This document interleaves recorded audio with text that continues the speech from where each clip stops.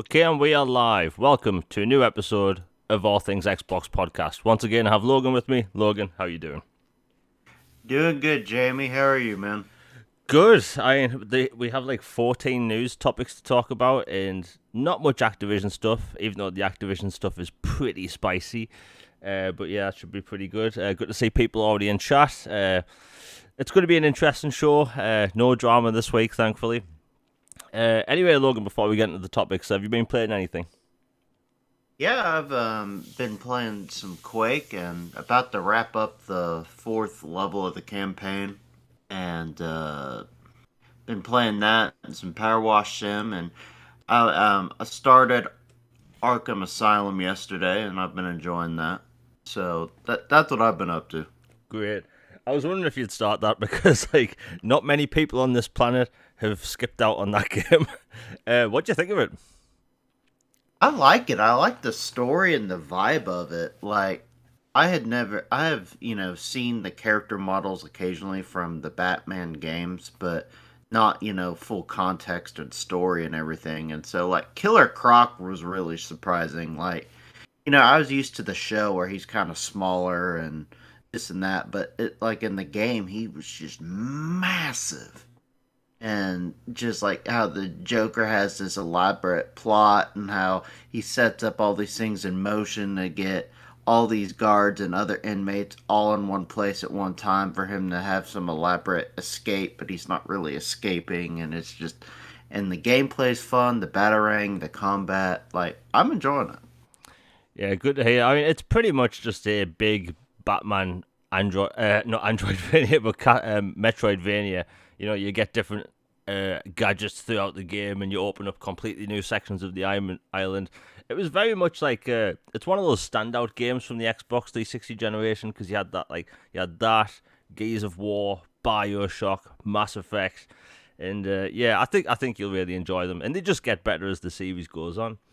But other than that, I've pretty much been playing Atomic Heart, Hogwarts Legacy. That game's just, it's never ending. There's just endless challenges. And an open world game is good is when you want to go back to it all the time and you think about it when you're not playing it. And I just can't put, Absolutely. I find it hard to put down. And one of the most interesting aspects of the game is traversal. I use fast travel constantly in open world games. Unless it's The Witcher 3, I just skip right to the next city. But in this game, I just want to travel everywhere on the broom, and it's fun. Like I highly recommend it to people. It's sold over 12 million copies already, and it's going to sell even more when it launches on Xbox One and PlayStation 4, and then Switch. Although I don't know how it's going to perform on Switch, but hey, it should be a good game. And we're probably going to see DLC for it, which I can't wait. Funny thing about Hogwarts Legacy, and I think a lot of people watching may have seen this. This tweet went viral yesterday of someone absolutely losing it, saying like Hogwarts Legacy is a failure because of the amount of players currently playing it on Steam, and they were comparing it to Elden Ring, and Elden Ring always has high numbers because it actually has co-op, it has PvP, and there's an expansion coming out soon for it, and there's also the randomizer patch, or well, should I say mod, which has brought like hundreds of thousands back to the game on PC. And this person was like saying the game's a complete failure because nobody's playing Hogwarts Legacy, and it's like, dude, the game came out 2 months ago. It's a single player RPG with like there's no quote unquote end game content. It's purely single player. As soon as you finish the story, that's it. You can finish up side quests and the challenges, but outside of that, there's no reason to replay that game until there's more content down the line, which there will be. And it's going to be one of those games like The Witcher 3. There is no reason to play The Witcher 3 after you finish the main story at all, other than like to complete, challenges and quests and stuff, until they dropped the massive expansions, which brought millions of people back to playing The Witcher 3, and now it's like, it's one of the best-selling games last generation. So, yeah, a bit weird that people were trying to call 12 million sales a failure, which I thought was funny because it's the opposite of a failure. It's a huge success. Like, Logan, would you say 12 million sales in the first 2 weeks is a failure? I mean, if you're Square Enix, maybe. Yeah, I mean, they'd call anything a failure. But yeah, other than that, pretty much just Atomic Heart. Played Exo Primal, which I'll be talking about. Just when, Logan, did you play the beta for Exo Primal? I have not, but I'm all for Dino games, so I plan on checking it out when it's on Game Pass. You know, we'll make that the first topic. It was only just announced a few weeks ago that Exo Primal is going to be launching in Game Pass, and they put out a beta release date last week. And honestly, I've been playing it. It's fun. It is super fun. I think a lot of people are going to love this game. It's basically a horde style game. The game throws hundreds, I'm not even kidding, hundreds, if not a few thousand dinosaurs at a time at you. And the interesting part is, even though it's an RE engine game and the game looks great, the performance at all doesn't dip. So basically, there'll be points in the game where a portal will open up in the sky, and hundreds, if not thousands, of velociraptors fall onto the map right above you, and the frame rate doesn't dip. Like the main thing that people are talking about, like how does this game not have bad performance when it should? Like people go into this game thinking it should perform badly, but no, it's great. It's fun. You know, it's unusual because we haven't had a game like this. It's so basically you fight waves of dinosaurs in a 5-player co-op, and the very final round is PvP, which nobody was told about. Like, the game's been advertised as, co-op fighting dinosaurs. And that's pretty much all you do. There's, I think it's 6 waves of dinosaurs, and then the final round is team versus team. It's unusual, but it works. It's quite fun. Like, have you seen much gameplay on it, Logan? Or are you just holding off for the Game Pass launch? I was personally just kind of holding off and gonna jump in fresh with Game Pass, but I've heard a lot of people are enjoying it though, which I'm happy to hear. That's good news to me. Yeah, I mean, like, there isn't really anything bad to say about it. Although the funny thing is, how last week we were talking about gamers make these snap judgment decisions when they see a game. Like, people saw it at the Guardians of the Galaxy game, and people were concerned because of the Avengers game, even though there's nothing really connecting them. Well, I'm not even kidding. About 8 people have asked me this exact question. Like, Jamie, I'm concerned about Exo Primal because of Anthem. And I can't figure out why. Like, it's because there's mech suits. That's the only thing that connect the two. But multiple people have asked us, is it like Anthem? And I just can't figure out why. But yeah, other than that, the game's fantastic. I highly recommend people play it while the demo, or I should say the beta's open. The only bad thing I'd say is that one of the maps is at night, and you can barely see anything, which is one of the reasons why I don't have gameplay during the podcast, because I tried recording clips and it was just too dark. Couldn't see a bloody thing, and every single time I tried to play a new game, it just kept putting me in a night map. Outside of that, people are having fun, super fun game, and all that stuff. Anyway, we'll get into the rest of the topics. The Elder Scrolls 4 Oblivion just turned 17. Now, when I first saw that, I actually laughed out loud because, like, it doesn't feel that old at all, but it is, and it's just one of those games from the early 360 generation because it launched as an Xbox 360 exclusive at the time, and it kind of just set the generation for what we're going to see because it was pretty ambitious at the time. Granted, it is a very barren map, but with the Oblivion portals all over the place, it actually loaded relatively fast to these brand new areas in the Oblivion, and it just set a new standard for open world games at the time, because for 2006, it was really impressive. Like, really impressive. And to the point where, like, there was no other open world game at the time on console like it at all. In fact, I don't think there was anything like that on PC. And even though I do think Skyrim is fundamentally a better game, better open world, better quests, Oblivion, that's where it all started, from the modern era of Bethesda games, I'd say. And it's amazing. Like, Logan, you've obviously played it, right?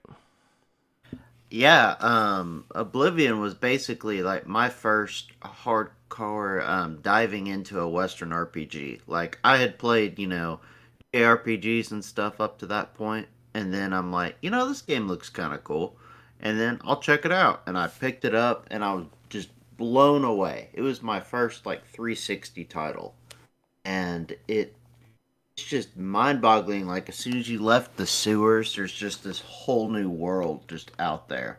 You could go anywhere on the map, and like the tower in the Imperial City, or go to Bruma or wherever you wanted to go. And then the Oblivion Gates and all the Daedric princes and princesses and all the side quests. It was overwhelming at first for somebody who had never experienced that kind of game before. But once I got used to it, I got hooked, and I'm like, man, I am an RPG guy. Like, this is amazing.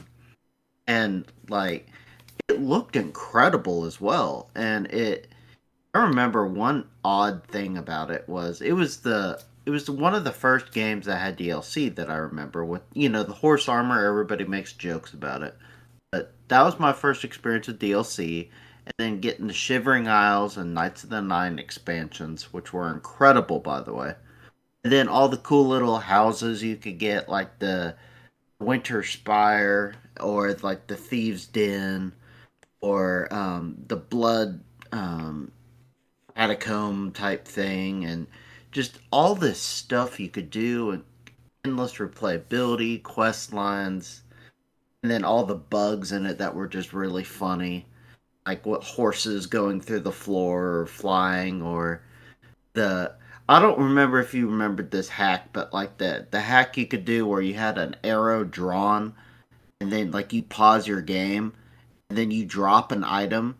How many of arrows you had of that thing that you paused is how many items would spawn that you dropped. And so like I would have like 1,000 iron arrows, and I would pause it with it drawn, and then I'd drop a flawless diamond, and then poof, like 1,000 flawless diamonds would appear. And like just fun little exploits like that. It's just an all time game.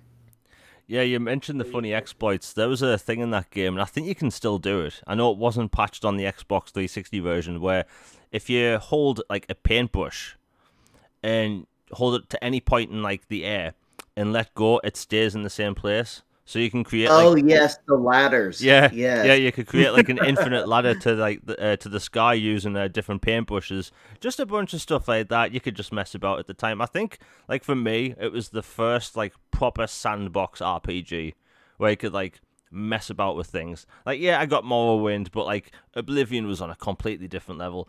And the dialogue system to this day still gets memes. Like the absolutely atrocious dialogue just made that game. Mud crabs. Yeah, like Yeah. the game was just great. You know, it's aged a lot, but on Xbox Series X you can play it in 4K 60. It's still a good game in my opinion. The funny thing about the dialogue in that game is that sometimes you can be having a conversation with someone, and it'll completely change voice actor because the game just randomly selects like an appropriate line, and it doesn't really matter who said it. So you could have a conversation with someone at one point and speak to literally four different people. But yeah, it was a really cool game. I highly recommend people play it. It's in Game Pass, I think, with all the other Bethesda stuff. And another Bethesda game that hit its anniversary was Doom Eternal. It turned 2. The years are flying by the way. When it comes to Doom Eternal, that game was a huge step up from the original when it comes to like the amount of enemies on screen, the amount of gore that could happen. Basically, just a bigger game. I still need to get back to it. I preferred the first game, just because I liked the scale of it. But like I know a lot of people preferred the sequel, but from what I played, like the sequel is a gorgeous game. Like they got that thing running at like 4K 60 on the One X. It looks like a next gen game, and it's just one of the most technically impressive games I've ever seen. You've played and finished Eternal, right? Oh yeah, absolutely. Doom 2016 and Doom Eternal, and then Ancient Gods 1 and 2 expansions. it gets downright tough, especially if you want the Unmaker gun. You have to do all the Crucible gates, and then like if you want all the little toy collectibles, it adds a lot of hours. And that is one of those games where if you're not used to them, they can get overwhelming because it's like you stop and you're dead in combat. Like a lot of games, you can kind of camp or kind of strafe a little bit. Like no, this game you got to be constantly hooking and jumping and running and stabbing and then whirling around with a double barrel shotgun and then hop across this and portal this.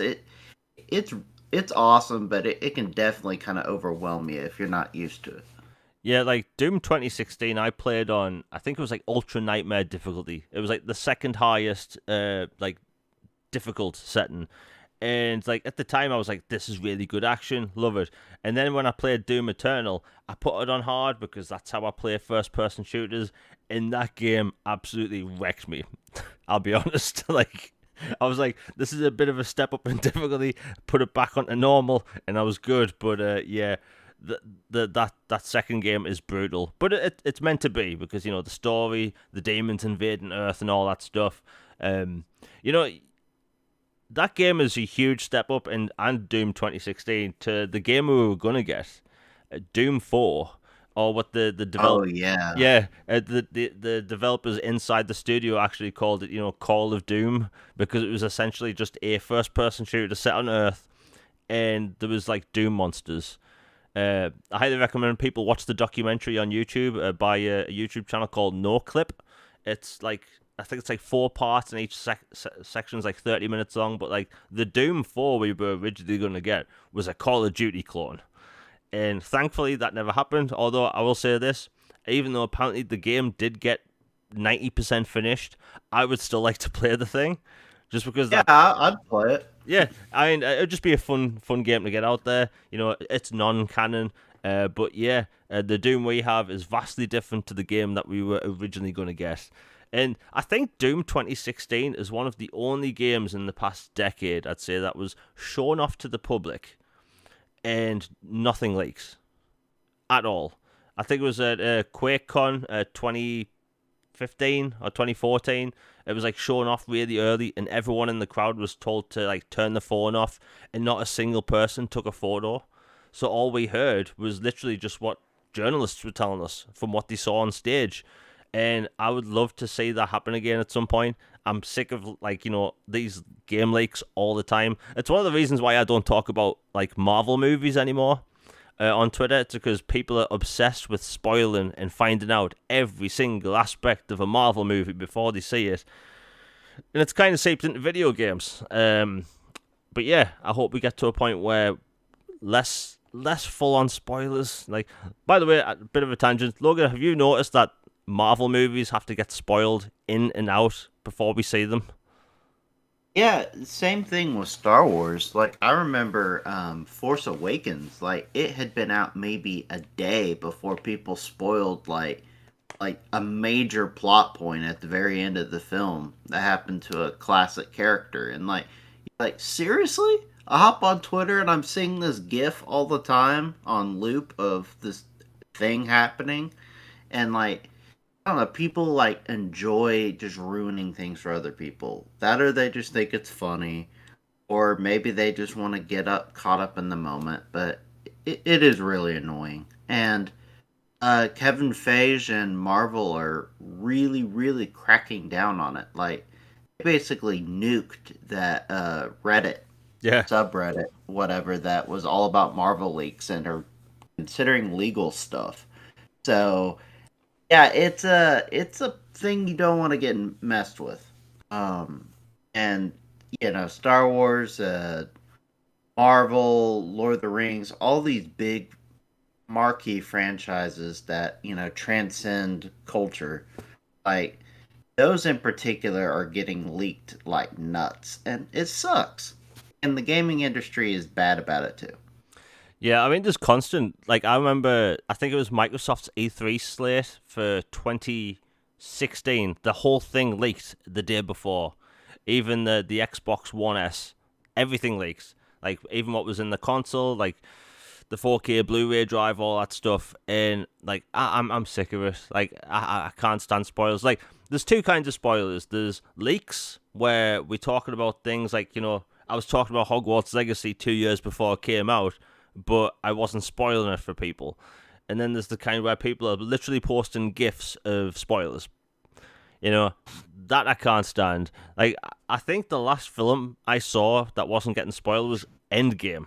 I saw Avengers Endgame without knowing anything about it. I only saw the teaser trailer for that film. I went in knowing nothing. And ever since then, every film's spoiled, every video game, we know everything about it beforehand. Like, and then these people apparently enjoy these movies and games knowing it all. It's stupid. But yeah. We'll move on. But yeah, good to see those anniversaries for those games. And okay, so Diablo 4, the beta came out. You had to pre-order the game. Now, I have this thing about pre-orders for games. I don't pre-order games until like 4 days beforehand, just because that's how I am. They're not going to run out of digital copies, all that stuff. Although I did that for Hogwarts Legacy. But anyway, the beta's been out for Diablo 4, and turns out people love it. It's visually a step up above Diablo 3. Like, Diablo 3, when that came out, I remember people saying it was too cartoony. And, it's art style, but it's a grim story. I kind of see what people were getting at, but Diablo 3, damn good game. Did you play the beta, or are you just holding out for the full release? Yeah, I've actually not played any of the Diablo series. It's not one I've frankly been interested in too much, to be honest. But I know a lot of people are, and I've been hearing lots of good things from the people who've been playing the beta. Yeah, so like, basically outside of the day one connection issues, which you kind of expect, people are loving the game. The game spells look amazing. It's just, it's your typical action RPG. The level up tree looks really good. If anyone has ever played Path of Exile, which is basically a free Diablo style game, it has the most absurd galactic sized skill tree I've ever seen. It's basically a meme. It's huge. But in this game, it's a lot smaller. The big thing about it is that in Diablo games, no matter what art style it's been, you've always had these absolutely gorgeous, realistic cinematic cutscenes that are stunning. Even like Diablo 3 and Diablo 2's cutscenes look great. But your custom character was never really represented in those cutscenes. But now that cutscenes and in-game cutscenes look so good now, for the first time ever, your created character is fully represented in the cutscenes. Now, it doesn't seem like a big deal considering 90% of the other games we played do have that. It's a big deal for this because the amount of different loot items you can get in the game, different armor sets, weapons and all that stuff, different talismans. Your character's going to look completely different to someone else's cutscene, which I think is really cool. The game needed that, in my opinion. But hey, the reception's really well. And I will say this, Microsoft is the marketing partner of this game, and I've noticed that there's Diablo advertising constantly on television and on YouTube. And I have not seen marketing like this from Microsoft since the Xbox 360 generation. Like, they want people to know that Diablo is out on Xbox this June. And it's like, Logan, you've probably seen adverts, right? It just seems to be all over the place. Oh yeah, and even on the dashboard of the Xbox itself, you see one or two adverts for it pop up, or like as soon as you hit the store, it's like front and center. So they're very much associating Blizzard with Xbox, and trying to get everybody ready for that deal. Yeah, I mean, like my biggest gripe with Microsoft over the past few years is that they don't seem to market games much. Even third-party games where they have the marketing deal, but like maybe things are changing because like it's like I wanted to watch a Diablo trailer the other day and I got an ad for the game with that trailer. So like I got to see it twice. And like Microsoft's going all out. They're putting out the Xbox Series X and S at the end of the trailer. They are basically wanting this to look like an Xbox de facto game. I've seen some people ask online, is it going to be in Game Pass? It's not going to be in Game Pass. Maybe a year down the line or so, but like the way Activision and Blizzard are talking about this game and showing it off, it's going to be huge. Not that I'm not saying huge games can't launch in Game Pass, but you can pretty much understand which games won't. Star Wars Jedi Survivor, obviously not launching in Game Pass, but yeah, the game's going to be huge. And the open beta starts from the 24th of this week, so the 24th of March to the 26th. And there's going to be 2 new classes available for the open beta, and obviously the people that have been involved with the closed beta, that will be the Druid and the Necromancer. So yeah, I hope people try that, and if you get to level 20, you unlock a bunch of items which you can use in the full release. Good times. And the open beta consists of the opening act and the prologue, so plenty of content for people to play over the weekend. But yeah, it looks like it's probably going to be one of the biggest games of the year. Doesn't really surprise me. People have been wanting not only a new Diablo game for a decade, people have been wanting something a bit more gritty, a bit more realistic, because I love Diablo 3. I've put a lot of time in Diablo 3, but it was, how should I put it, cartoony-ish. And different art styles don't bother me, but when you have something like a storyline where you're going into hell and you're fighting demons and zombies and vampires and all that stuff, you should be seeing a bit more blood, have it a bit of a darker tone, and we're getting that with this game. And yeah, highly recommend people download the beta. The beta is 76 gigabytes. Ouch. It's a bit of a big file. So maybe get downloading away now. If you search for the game on Xbox, you have to use the Roman numerals for 4, otherwise it doesn't show up at all. So highly recommend people get downloading that tonight so they're ready for the weekend. Anyway, we'll move on. I'll be wondering, is anyone in chat have played Diablo and what they actually think of it? Anyway, let's move on. Okay, so Atlas Fallen is going to be one of these big releases this year. It comes out in May. It's by Deck 13, and some previews are out. The new gameplay trailer is out. There's about 10 minutes of uncut gameplay floating around, and it looks really good. And from the onset, it looked like it was going to be Focus Entertainment's take on Monster Hunter. It looks like it's going to be more like a Darksiders game. I know ACG, great content creator, has great reviews, also on Twitter. Basically said it's a action RPG like Darksiders. And in my opinion, that ain't a bad thing. I really enjoyed Darksiders 2, loved Darksiders 2. And it looks like it's going to be a big release. It's a next-gen only game. It's going to be taking advantage of the hardware with the sand dunes and all that stuff. Logan, have you seen any of that at all? I haven't seen too much on it, but sign me up for action RPGs, and especially a next-gen only. We need more of both of that, to be honest. Yeah, I mean, we are getting to the point now where I think people are just wanting more next-gen only games. And if you look at all the major releases this year, most third-party games are releasing cross-gen. So I think people will be really keeping their eyes on the next-gen only stuff. RoboCop this September, that's next-gen only. But outside of them too, like, most games are pretty much cross-gen.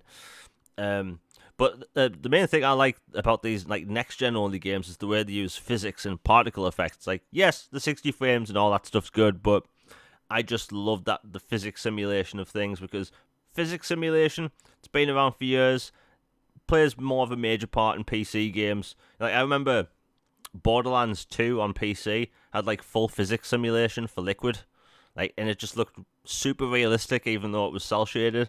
And then on 360 it was just this kind of after effect. It looked crap, to be honest. But hey, we're getting stuff.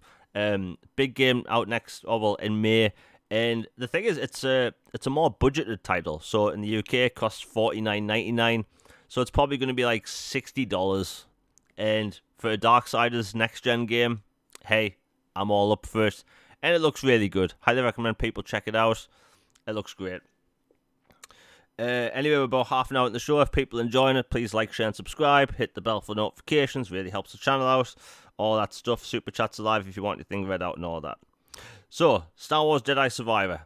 It's going to be a massive game. It comes out next month. The story trailer just dropped. Now, my biggest worry watching this story trailer was, is it going to get delayed again? Because sometimes you open up Twitter and you see that single, image with a bunch of text. And that's how they delay the game.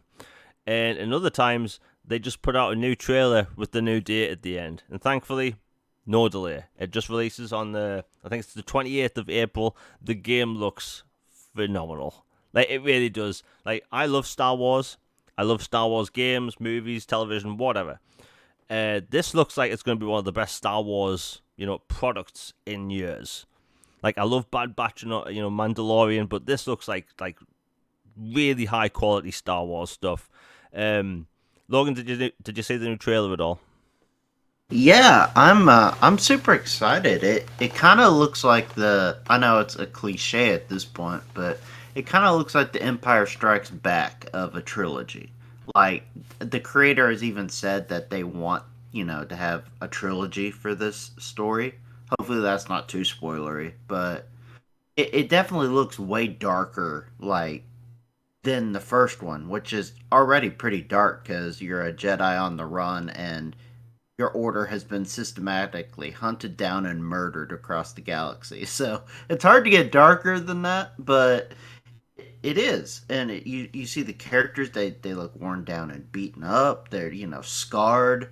They're older. They're more experienced and more jaded in kind of their views on things and how they're just trying to survive and resist and trying to find some place in the galaxy that they can be safe. And it just looks really cool, like the combos you can have with your companions, like Marin. They showed her for the first time today, and she had like a spear, and then obviously her Night Sister magic, Force magic, and then his other friend. He's new. I can't remember his name. He would fight with you, and then the four-armed kind of comedy guy. He was in it, and it looks like a good. I'm stoked. Yeah, it looks great. I mean, the two main gripes people had with the first game was no fast travel and lack of outfits. Like, that was one of the big things because you had an option between a poncho or no poncho. And as much as the ponchos in Star Wars look pretty cool, we need more outfits, and they're going all out in this game. I will say this is one of the few times I'll actually buy the digital deluxe version just for the different outfits.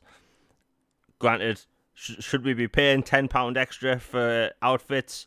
No, but it's Star Wars. That gold jacket's pretty sick, though. yeah. The jackets do look really cool. I mean, there's one, there's an outfit for basically based on Luke Skywalker's outfit from the end of A New Hope. With, the yellow leather jacket. That looks really cool. Apparently there's way more cutscenes in this game because it's a bigger game. But yeah, I mean, it looks like the sequel people have been wanting, and I've been on different podcasts since the first game came out, and I've been saying this sequel's going to be more ambitious because EA, going into that first game, they let Respawn do whatever they want with it. Yes, they had to contact Disney and make sure things with law and stuff lined up, but outside of that, EA was hands off, and it was a single player game. It had no DLC, it had no expansions, and no microtransactions. The game came out, and it was the second best selling game of the year from the 12 months it released, next to Call of Duty. And it's a single-player game. And that made EA think, whoa, we can make money from single-player games?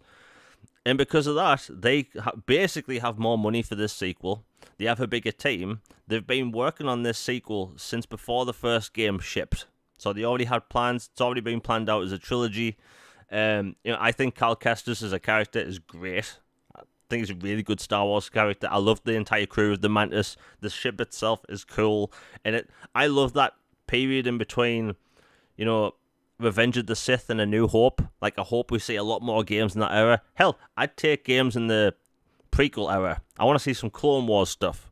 That's a different topic for another day. But yeah, the game looks fantastic. The fast travel's really going to open this game up, because they didn't put fast travel in the first game because it would essentially break the Metroidvania element of how the game's levels progression went. So outside of that, the game looks fantastic. There's mounts in the game. There's flying mounts. Like, apparently there's going to be more bosses in this game. There's different lightsaber stances. So in the first game, basically you have just single-bladed lightsaber, which splits into two lightsabers during one move in combat. So it's essentially just in animation. And you have the double-bladed lightsaber. But in this new game, you have full-on dual-blade lightsabers. You have the double-bladed lightsaber, and there's basically Kylo Ren's lightsaber with the bladed hilt guard. And apparently that's like, there's different stances in the game for different styles of combat, which just opens up the game to just new gameplay possibilities. Apparently, the game doesn't open up with you losing all your powers, which I've heard. Because when you get a sequel to a game like this, you typically lose all your powers at the beginning of the game. You have to go get your gear again. Yeah. And just, yeah. And and that's one of my biggest gripes with video games. Like, I understand why they do it, but like, you know, when you get a sequel to like a game like that, you basically know, okay, I'm gonna either have all of my powers at the first mission, or I'm gonna have to start from scratch again. But it looks like in this game that isn't the case from like the interviews I've been reading. But it's gonna be one of the biggest games of the year. It really is, and yeah, it comes out in just over a month. I think people really need to pay attention to it. We get too many live service games, and to see a big single player, next gen only, like AAA Star Wars action adventure game, I'm all for it. Obviously, you're going to be getting it, right, Logan? Oh yeah, absolutely. Day one, the deluxe edition, and I looked into the collector's one, but I might have to wait a bit because the lightsaber's pretty epic, but 300 that's asking a bit. Is that for the collector's edition? 300? Yeah, I think the collector's edition, there was one that had Cal Kestis's lightsaber, a steelbook, and some other stuff. It was like a partnership with Limited Run, and it was yeah, they were basically asking arm and a leg for it. I mean, it's really cool, but that I'd have to hold out on. Yeah, I was thinking recently I want like a replica of that lightsaber. Maybe not $300, dollars. And let's face it, if you live in the UK, we know we're getting screwed. It'll be £300. Nah, I'm good. I almost bought the Dead Space Collector's Edition, but like I can't justify £300 for a piece of plastic. I just can't. I'm the dude, by the way. I spent £300 on the Collector's Edition of Gears of War 4, which came with like the motorcycle. The only reason it cost $100 more is because it came with the gold case with the DLC and all that stuff. It's a lot of money, But yeah, the game looks fantastic. I just saw in chat it's going to be £80.99 for the deluxe edition with the DLC. I mean, it's a lot of money for skins, but I kind of want them. I'm setting a bad example. Game Pass Ultimate gives you a discount because That's a good of point. the EA access. That's a good point, that you do get the discount as well. I mean, that's one of the good things about being subscribed. You get all that crap as well. But yeah, the game looks fantastic. And I highly recommend people maybe don't pay attention to any like breakdown screenshots you see on Twitter, because people are really diving into this, trying to find out who's in it, who's the antagonist outside of what we saw in the first trailer. But yeah, it looks amazing. I think people are going to love it. And look, that first game was so good, it basically changed EA. Almost all the way around, and the next topic will be ripping them down a bit. Like, it basically convinced EA to let studios make what games they want with what engine they want. So yeah, good on that team. And by the way, Respawn only makes good games. Like, they do not make anything bad. Granted, I will bash Apex because it basically stops Titanfall from existing. But people love Apex, and that's that. And Respawn are also making 2 more Star Wars games. They're making a first-person shooter in the Star Wars universe, and they're also making a real-time strategy in the Star Wars universe, which, like, I haven't seen a single frame of any of them, but I'm probably going to buy them. So, I I'm hopeful. I'm hopeful that the first person shooter is more like Republic Commando, because I think that it's been way too long since we've had a single player first person shooter Star Wars game like that. Like, you obviously played Republic Commando, right, Logan? Oh yeah, it to this day it is the best squad AI I have ever seen in a game, and that was like 2004, 2005, something like that. It, it is just incredible squad AI, and the cast is awesome. You know, you go to all these classic prequel locations. It sets up General Grievous as a villain. You just great story. I am still bitter we didn't get Imperial Commando or the sequel to that. Like maybe that's what they're doing, and that would be incredible. But I'm excited for it. Yeah, and oh, by the way, I was going to mention this with the trailer. Obviously they can have a lot more money to make this game because the huge success of the first game. They put a lot of content in that trailer from Coruscant, and that was my biggest wish for this game. Like, in the first game, we got a planet that was barren and it was grassy. We got one that was barren and it was volcanic. We got a barren one that was icy, and we got a barren one that was a jungle. But in this game, like, my number one want, the one thing I needed in this game was Coruscant. Have a level set in Coruscant, and we getting that. And, like, I'm not even kidding. I wish I recorded my reaction when I saw Coruscant on screen, because, like, I'm still salty that we didn't get Star Wars 1313. You and me and everyone else, Jeremy. It sucks. Like, there's clips on YouTube people can watch, and unfortunately I can't post any clips because, it's a bit illegal. But like, I'm still salty about that. We are gonna have, like, an open world on Coruscant where you could catch bounties and all that stuff. And, like, the second that was delayed, I've been salty since. It angers me to this day. And the fact that they opened up that trailer with Coruscant and showed it off several times, like, I just smiled, like I lost it.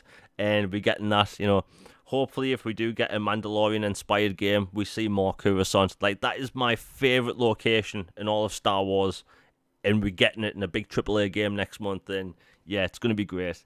Now it's time to bash a little, because just a few hours ago, it came out that DICE is shutting down Battlefield Bad Company 1 and 2 and Mirror's Edge. Now, if you've been following this channel for a while, and like Logan on Twitter, the show, you know that we like backwards compatibility. It's important, right? The fact that, we were talking about Oblivion before, this 17-year-old game. People can still buy it on PC, a PS3, Xbox, whatever platform you prefer to play games on, you can still buy it. And you can even buy the DLC. But EA, this is a big mess up. And the thing that really annoys me is that, granted, maybe people aren't playing Battlefield Bad Company 1 and 2 multiplayer to the point where it's sustainable. I get it. But, like, the fact that they're not going to let people buy it anymore, like, just to play the campaigns, really annoys me, because those campaigns are great, by the way. And Mirror's Edge, oh, hold on, War Pig said in chat, Mirror's Edge was a mistake, it's not getting shut down. Well, from the article I've got here, it says that those 3 games are getting shut down in April, and, you won't be able to buy them from April, and then the servers go offline in December this year. If anyone can correct that, that'd be great. But yeah, Catalyst's still going to be a thing. And the thing that annoyed me about the Mirror's Edge thing is that it's a single-player game. It's 100% single-player, and it's just got a leaderboard. Like, Logan, what's your thought on this situation? Because it's kind of a big story. Yeah, it just makes you even more paranoid and kind of wary of where the future of tech is going. Like, I love digital, being able to access things on the go. I have Movies Anywhere, Vudu, those apps where I can, pop something on and watch it on my iPad or on my phone or on my computer or on my Xbox, TV, wherever. and then being able to, access games via the cloud with xCloud, and hopefully they make it where we can going forward have, xCloud access to digital games we own, which I think is something they're working on. Don't quote me, but I think it is. So hopefully that's something we see soon. But yeah, this whole being able to just snap your fingers and you lose access, not able to buy a game anymore, it really sucks. I understand why there are licenses and legal stuff about games, about intellectual properties and music and, engines, whatever. I get it, it's a thing. But it really sucks at the end of the day when people, just these games that some of them are, all time classics that everyone will always remember. And then some are kind of hidden gems. And then some are kind of, diamonds in the rough that people didn't really know about but had a kind of a cult following. The fact that these games can just be yanked from a storefront, you can't play it anymore or buy it anymore, it just really sucks. Like, Battlefield Bad Company 1 and 2 are by far my favorite Battlefield games. Like, the stories are awesome. Like, the campaigns, the destruction, awesome, hilarious characters, just wonderful. And I think they're also taking Battlefield 1943 away as well, Yeah, if yeah, I I'm just not saw. mistaken. Um, yeah, and then if the Mirror's Edge thing turns out to be, yes, that one's being delisted as well, and that's especially egregious because it is literally just single player. That's it.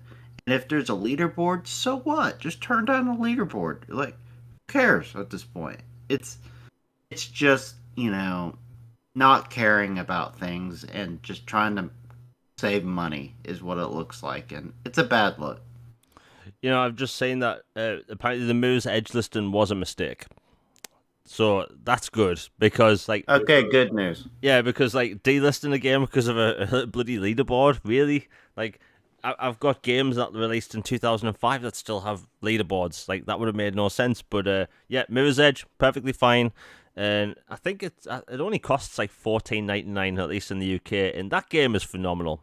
I loved Mirror's Edge. Like, no game has like the chillest vibe that game has.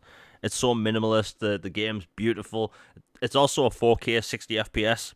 Uh, Honestly, even though that game came out in I think 2009 or something, it was around then.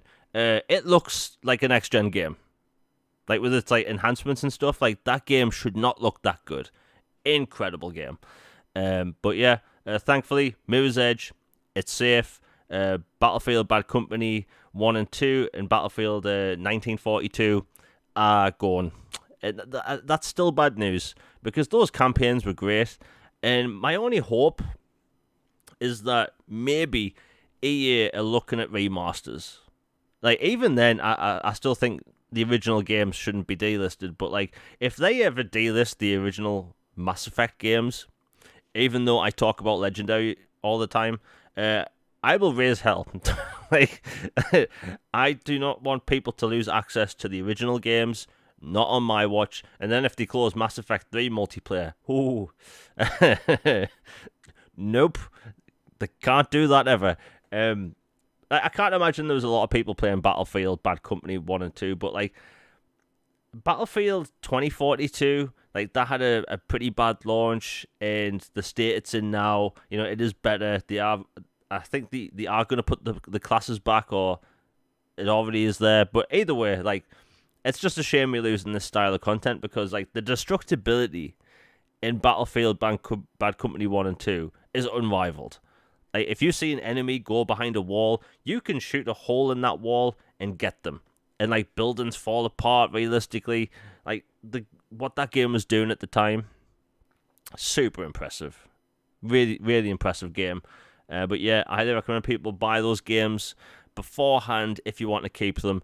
And Battlefield 1942 or whatever it's called, that doesn't have a campaign. So maybe see what the online...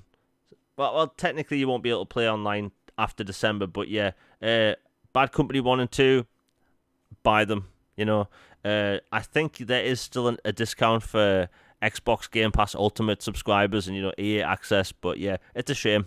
It's a real shame those games are going to be shut down. At least Mirror's Edge is fine for now. But that just leaves a sour taste in my mouth because at any moment, any of these games we play could be shut down, and I just don't like that. We've seen it multiple online service games over the past year get shut down, pretty big ones, and if that's going to bleed into single player games as well, that's a bit of a worry, because we talk about backwards compatibility all the time, and legacy titles, people should always be able to play these games, and really think about it. If this continues and older games just gradually get delisted, our kids or grandkids or our great grandkids will never be able to experience these games at all, and that's crap in my opinion. I would love one day my future kids to be to play the Mass Effect games. I'm going to talk about Mass Effect all the time. The original Dead Space games. Even though I do think the remake of Dead Space is phenomenal, I still think the original is worth playing. The original Dead Space 2, incredible game.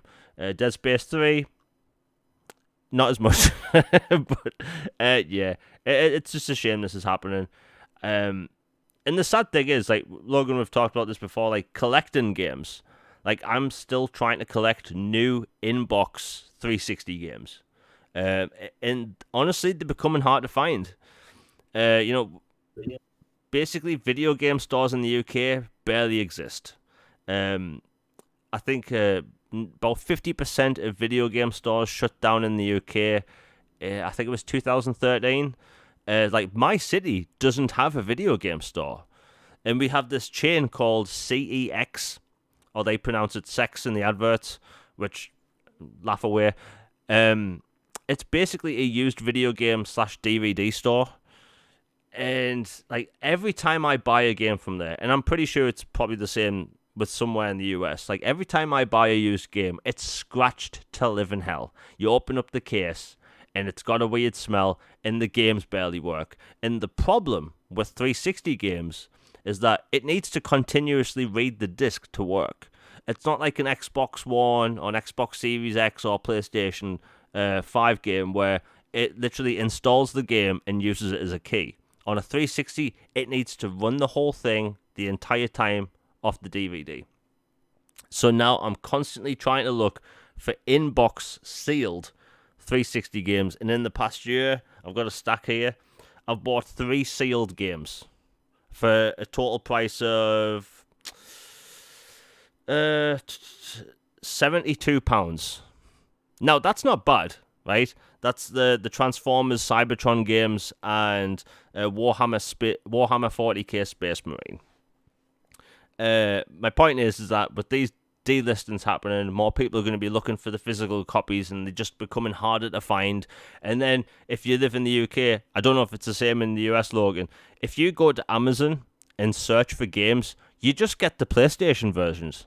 You have to click on a game and then click the little the button on the side. Is it the same in the US? Yeah, the Amazon thing, it does prioritize PlayStation for some reason, even in the US. Unless it's like a Halo or something that's obviously exclusive to the platform. It seems to always put the PlayStation version first, which I don't know if that's a little shrewd business kind of marketing deal they've reached with Sony or not, but I don't know. It is interesting. And then as far as getting older games physically, it's a real chore to collect them. I have a huge library of BC games. I have most of the games that I care about that are from that era, OG and 360. And get them, the ones I'm missing are there's a Xbox original game that was only made in the UK. It's a tank game. And the only way I could get it is if I bought it off eBay and imported it for some obscene amount of money. Or I'm missing 50 Cent Blood on the Sand is one of the 360 games I'm missing. and you'd have to pay, $70-$80 to get it. And like right before it went BC, you could have gotten it for $12. Yep. But it wasn't it wasn't listed digitally anymore. So that and like the original Fear. Thankfully, I had the foresight to buy the whole Fear saga physically a long time ago and just had them, and so I was able to pop them in and play them. But like for people looking for the original Fear, which isn't listed, but the other ones are for some reason, um, that one's a that one's pretty skyrocket price too. It sucks these people can gouge the bejeez out of people for just trying to play a game because these companies want to delist and move on and make it not their problem anymore. Yeah, you mentioned the 50 cent Blood in the Sand game. Like, when they announced that new batch of backwards compatible games, I went straight onto Amazon to buy a copy, and they were all like £90. Like, ridiculous. And now it's gone up. I've seen copies listed for £350. Like, I'm sorry, but I'm not buying a 360 game for the essentially the price of an Xbox Series X. It's not happening. But yeah, it's just becoming harder to collect over time. And these games getting delisted, like, I guarantee the second these games are officially delisted next month, you're going to see Bad Company relisted on Amazon for at least double or sometimes triple the price. Unfortunately, that's the reality we live in, and hopefully things get better. One of the things that I'm trying to think how to put this. So, emulation, right? YouTube is a bit weird talking about emulation. I've seen other channels that talk about it get warnings because it's promoting, illegal behavior, so to speak. Piracy. Yeah. So I'll just put this out there right now. If you own a game and you can emulate it, I understand, right? There are ways on Xbox. Plus, there's a bunch of developer tools and all that stuff where you can use to play things. But yeah, backwards compatibility, it's awesome, and hopefully we see less delistings in the future because I'm sick of it. Anyway, we'll move on. So, Xbox Game Pass quests. Now, if you do them and do all your Microsoft Rewards stuff weekly, it turns out you can actually pay for your Game Pass. That's how I pay for my Game Pass Ultimate. Like, it costs me nothing. Because I'm the John Wick of Microsoft Rewards. I assassinate every single one. I get every single point, every single day, without fail. And I've been doing that for years now. I've only had access to Microsoft Rewards since October 2019. And in that time, I've saved up, or shall I say, collectively, I've earned about 740,000 points. I took £100 off my Xbox Series X pre-order in 2020. I've bought multiple games, and I've paid for my Game Pass ever since, basically. And it's a great service. People say Game Pass is the best, deal in gaming. The truth is, it's Microsoft Rewards, because you can buy things, literal things. Like, one of my mates bought a headset using those points. Even my mother saves up points because you can buy anything with them. So where am I going with this? So over the course of years, things change. The Xbox Game Pass quests and the Game Pass app on mobile. You play certain games, you get rewards. So before the show went live, there was a 250 point Microsoft reward thing for City Skylines. It was originally listed as 25 points. It's been corrected, and on the Xbox dashboard on the Xbox Rewards app, you can earn 50 Microsoft Reward points a day if you get an achievement. So if you get an achievement playing a video game, you go to the Rewards app, you click on the thing, and you get rewarded 50 points. Pretty cool thing. And if you get an achievement every day, that's a lot of Microsoft Reward points over the year.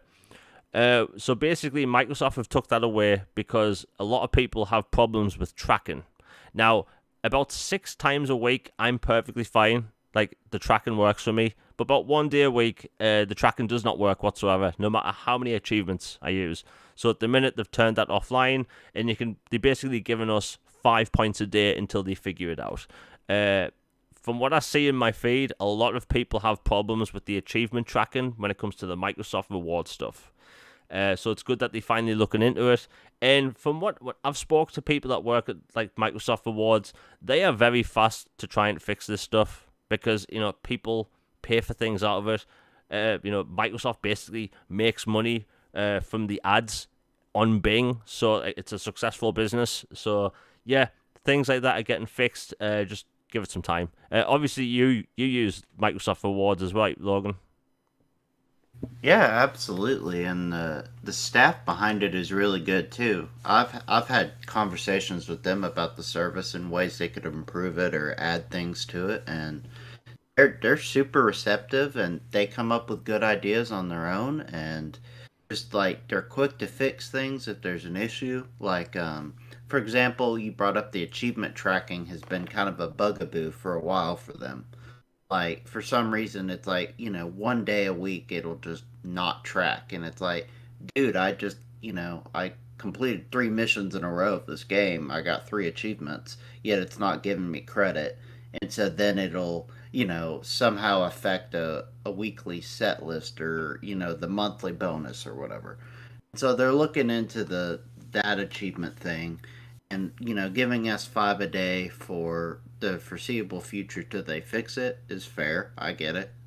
And like, when there's a specific sale, you can get points for buying certain titles from a sale, or like this month is like Powerful Women in Game Pass or something, where there's a if you get an achievement or two in some of these games with female lead characters and protagonists, you can get points for that. You do your daily sets on Bing app. You search a bunch on Bing. You get a bunch of points. Like, so many ways to earn things. And I have bought hundreds of dollars of stuff through the rewards points I've earned over time.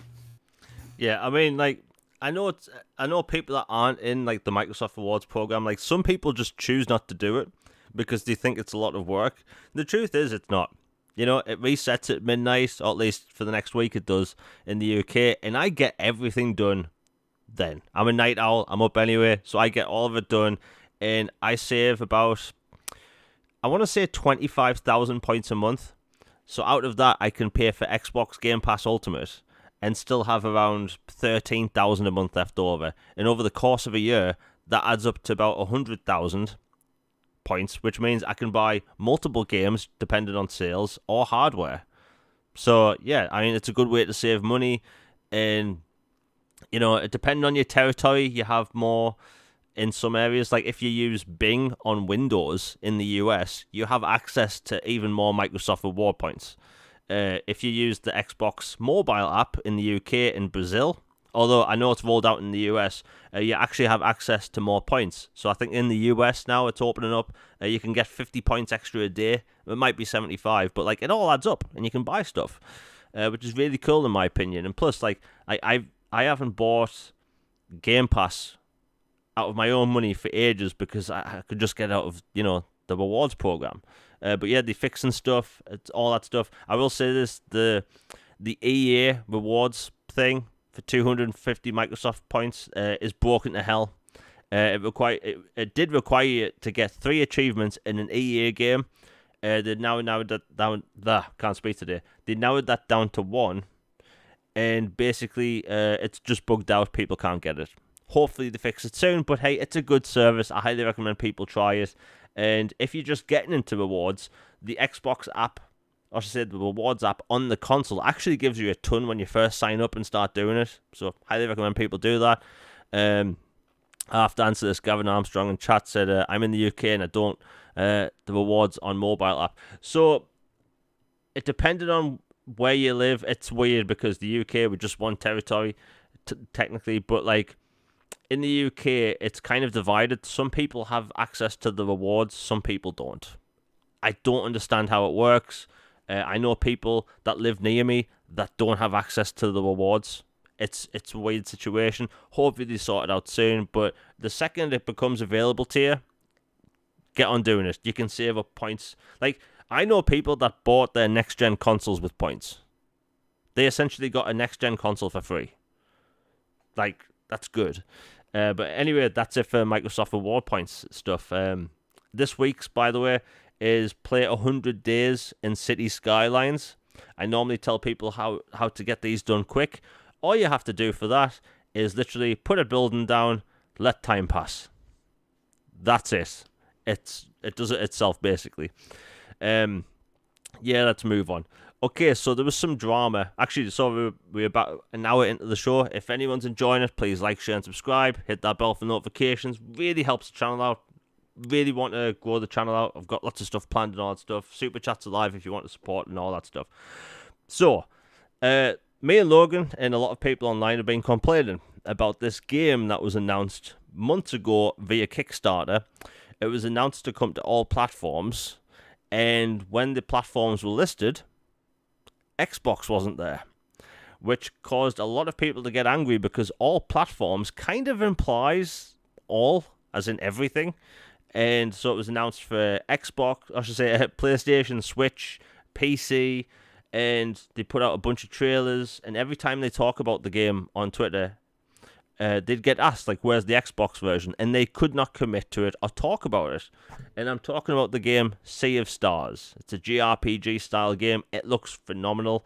Well, after people been bugging them online for months about it, they just randomly put out a trailer last week. It's coming to Xbox this August alongside the other platforms. So all the drama was for nothing, basically. But it's good to see it's happening because, like Logan, we've talked about this a bunch of times. Like, all platforms kind of implies everything. Yeah, I mean, it was ridiculous. And, like, to use a Star Wars metaphor, it was basically like Count Dooku removing Kamino from the archives. It does not exist. It's not listed. It doesn't exist. It's like, you say all platforms. Like, Xbox is a platform. Like, what is this? And it was ridiculous. Like, people would ask, like, point blank, like, why won't you say one way or another about Xbox? And like, oh, there's some things going on behind the scenes, or oh, we're doing this, or oh, we can't commit to this or that. Like, whatever. It went on for a long time, and then finally they come out and go, look, it's coming to Xbox, okay? Get happy. And so everybody's like, yay, we won, victory. Finally, they just what he said, it's coming to Xbox. Was it that difficult to say that at the beginning?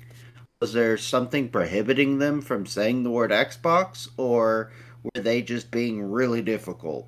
I don't know, but it's an example of, make your voice heard and let these people know that you want things to come to the platform. Be respectful, don't be harassing or, rude or, threatening or anything like that, but be consistent, and a squeaky wheel gets the oil, so to speak. So just like make it known, like, yeah, we want these things, and lo and behold, they finally got up and did it. So victory for the port begging crowd, and keep it going. Yeah, I mean, we have to port back JRPGs. Like, it's the only way we're going to get things done. But hey, they announced it. The game looks fantastic, by the way. I'm not really a type of person that, like, whenever I see a game on Kickstarter, 90% of me really expects it to never come out. Because, remember Star Citizen? That game was revealed, 11 years ago? Like, it's been a while. But like Scorn and a bunch of other games recently, they are turning out really good. And this comes out this August. I have a feeling maybe they couldn't commit to it for the same reason that the creators of Baldur's Gate 3 couldn't, because they just want to get the release date narrowed down. Maybe that's why. But hey, I mean, it's good that it's finally announced, and it's good that we're going to see more quality JRPG style games on Xbox. Like, it legitimately looks fantastic. I just wish that when these companies, and Square Enix does this as well, when they say all platforms, they list all platforms. Like, if something's going to be only on, PlayStation and Switch, don't say all platforms in the trailer, because if you go to any of these trailers on Twitter or on the YouTube comments, Like, it's just people saying, like, where's Xbox? Because all implies everything. And if you're going to imply something, follow through with it. Otherwise, it's just lying, right? It just makes no sense. But yeah, it's sorted. It's coming to Xbox this August. And, like, again, this year's stacked for games. Speaking of JRPGs, let's bash Square. It's that time of the show. Good times. Last week, Microsoft was on advertising a sale for Square Enix games. There's a bunch of different games in the sale. I will recommend people buy Crisis Core because it's amazing. It's an incredible 20-hour-long JRPG, something of which I think we need more of. Like, it's a high-quality game. It's basically a remake. Like, even Digital Foundry, they said it has elements of a remaster and a remake. It's weird, but it's an amazing game. I never played it on the PSP back in the day, or it might have been the Vita. Yeah, it was the PSP. But I missed out on it. And the 4K 60 FPS version, incredible game. Like, it got me emotional. I'll be honest. Like, that game, when I didn't expect it, but like, it's an incredible game. If anything, it might actually be my favorite Final Fantasy game. I may have to think about that, but like, it's on Xbox. And a lot of people were like, why are you putting a sale out when there's no games on Xbox? And it's like, it's a fair comment because the list was a very small list. Like, there weren't many games in there. You had the Final Fantasy games and Just Cause, basically. And so anyway, where am I going with this? So, Square Enix, they blatantly aren't going to change their practices. They said they're going to continue to do the things they've always done. And they put out a trailer for this brand new JRPG. And it's an NFT-based game where, I'm not even kidding, only 3 people will ever get to experience the final quest. And I burst out laughing when I saw that. Like, they really think this... And by the way, Logan, did you watch the trailer for the NFT game? Oh no, I have so totally tuned out NFT and all that stuff. It is, I, they're just dragging things at this point, and just Square is just comical. Like, I have no idea what they're doing. I don't know if they even know what they're doing at this point, to be honest. Like, the NFT crash and the crypto thing, that happened last year. Like, nobody has any interest in this stuff. In fact, if you write NFT, the letters, on Twitter, you get a bunch of likes by these bot accounts, like, that is just trying to sell NFTs. Like, nobody cares. Bored Ape guys come after you, yeah. Yeah, the Bored Ape thing, like, I don't get the appeal of that. Like, so what, you, quote-unquote, you own a JPEG. Nobody cares. And basically, this trailer was bad. Like, it looked like a bunch of AI-generated art. And they were saying that there's going to be like 10,000 different pieces, and every single piece is going to be individual.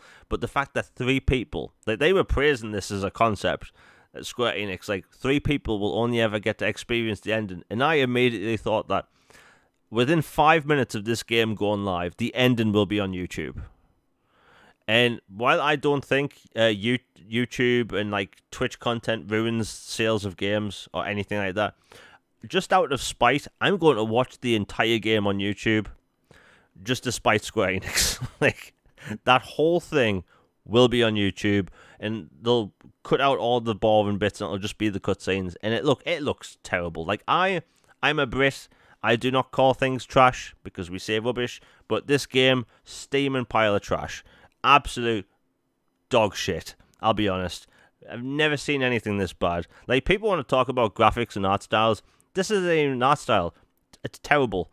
And sorry, no swearing on this channel normally, but oh my, terrible. I've never seen anything this bad. Like, there's AI generated art which can look really cool, and there's this absolute lazy, bog standard crap, trash, rubbish. And it's just a shame because you look like 10 years ago, 15 years ago, 20 years ago. So if you saw the Square logo, Squaresoft, Square Enix even, you knew you were getting a quality game. And now, you're going to get what? You're going to get some exclusive content to one platform. You're going to get ports that miss Xbox. Like, missing the Final Fantasy remasters, like the Pixel remasters on Xbox, but you're going to put them on Switch PlayStation 4, PlayStation 5, Luna. They'll probably put it on, Google Stadia, even though it's gone. Like, and it's just terrible. And by the way, I can't remember the name of that NFT game. It's terrible. If you go to Square Enix's, Twitter, they talk about it. It's called big old pile of crap. Terrible. And why am I so actively against this stuff? Because, like, we spent years online. Years. Almost decades complaining online about microtransactions. Like, think about it like this. Before mobile phones were capable of doing, games with microtransactions, like, the only things we got map packs, we got single-player expansions, so, the Shivering Isles for Oblivion and all that stuff, and we got small pieces of content like the horse armor. People lost their mind when we saw the horse armor. Even at the time, and by the way, the horse armor didn't do anything. Your horse could still get shot by an arrow and die. It did nothing. And it looked cool. That was it. yeah, it looked cool, but that was it. And it was kind of pointless. And then when iPhones and Android phones start having the ability to play like decent video games, these decent video games never sold. BioShock made it to mobile. KOTOR is on mobile. There was a Mass Effect game, which I still port beg. Mass Effect Infiltrator, a third-person shooter Mass Effect game, was on mobile. You can't play it anymore. There was a single-player Dead Space game on mobile, and you can't play it anymore. And nobody bought those games because all these developers were putting console-like experiences on mobile devices. Nobody bought them. And then one day, whoever had this brainwave thought, you know what, we're going to make these games where you connect 3 jewels together and then rinse and repeat. And you can also buy microtransactions which help you move up a level or two. And then console, game makers like Square Enix, EA, Ubisoft, Activision, they looked at that thinking, whoa, we can charge, little bits of money for non-existent crap and time savers. And then we start getting them in games. It started with things like Battlefield 3 with you could literally get all of the equipment early on. Mass Effect 3 had microtransactions, although you could actually earn them with in-game cash. Dead Space 3, microtransactions. And then we had the Xbox One and the PlayStation 4 launch, and an entire generation filled with absolute crap microtransactions. And people have been pushing back it for years now. And just at a point where people are getting sick to the point where developers are putting out single-player games and putting in the trailer, no microtransactions. This game, no microtransactions. And then Square Enix has the balls, the absolute gall, to come out and say, we're going to put out a game where it's nothing but that. And it blows my mind. Like, Square Enix, they are the dumbest publisher on the planet. It's amazing. It's amazing. One day there'll be a documentary about the downfall of Square Enix, and I'll be there to watch it. Like, it's stupid. Like, they are the company that put Kingdom Hearts 3 on Xbox, the first Kingdom Hearts game on an Xbox, in a notoriously super complicated series when it comes to the plot, and then complained about the sales. And then they put the remaster collection of the originals on, I think it was like 2.5 years later. Like, nobody had any reason to buy 3 on Xbox because you hadn't played the originals. The first Final Fantasy numbered game they put on Xbox outside of 11, which was an MMO, was Final Fantasy 13, an extremely divisive game. Half of the people love it, half of the people hated it. They complained about sales. This is the company that made it $100 million Tomb Raider game and then spent $120 million on the marketing. Lara Croft, Tomb Raider, household name. Like, Square Enix don't know what the hell they're doing anymore, and they want to charge people for these NFTs when, let's face it, nobody cares. All these people promoting NFTs and games are doing this thing where, well, wouldn't it be cool if you own this one item in one game and you'd be able to use it in another? That's not realistic. We don't live in a universe where that's realistic. My house isn't made out of chocolate. I can't just go over to the wall and take a bite whenever I want. We don't live in that, fairy tale, unfortunately. I've seen people at Activision mention it, although they've spoke less about NFTs recently, thankfully. But, like, I've seen other people, and, Dr. Disrespect, his game is NFT based, and if you push back against it, he calls you stupid. And it's like, nobody wants this crap. We want to buy our game and have at it, you know? And if it's free to play, I understand things like, you know, skins and stuff like your Fortnite crap and your battle passes, but like the fact that these games are like these publishers and creators are adopting this proves that they completely missing the mark. They don't know what people want. And like it just came out this past week that Sony is researching in NFTs. It's like a notoriously single player centric company is wanting to invest in NFTs. Like nobody knows what to do anymore. Like the money is in selling games, selling good content, and they want to sell us these cosmetic items which we quote unquote own. No, I'm not having it. Not on my watch. Like Logan, like we've talked about this endlessly, and it annoys me to live in hell. But like that, what do you think Square Enix's end goal is, other than shutting down? Well, this might be a tinfoil hat theory, but like from an outside looking in, you could almost like say like maybe they're just trying to gear up to be bought by somebody else, maybe? Just like this is not based on information or anything, it's just purely conjecture, but it's like the way they're doing things, it's like they're putting huge budgets in experimental games like Forspoken that apparently has not lived up to their expectations. I know you're shocked to hear that. Um, and then they're going all in on an NFT thing, and they're complaining about the reach of JRPGs as a genre and how there doesn't seem to be more people embracing it than there were in the past. It's like, maybe because you're depriving other platforms of these games. Who knew? And then the idea that they would make an ending that only 3 people can experience, that sounds totally on brand for Square, since they're all about less people experiencing their games. So, I mean, it's hilarious. Like Square Enix, like you spent a third of what you got back for Tomb Raider on the marketing for the first game. It's just, I don't know, man. I hope for their sake they're bought and they put an adult in charge and they get it going, because what they're doing now is just sad, to be honest.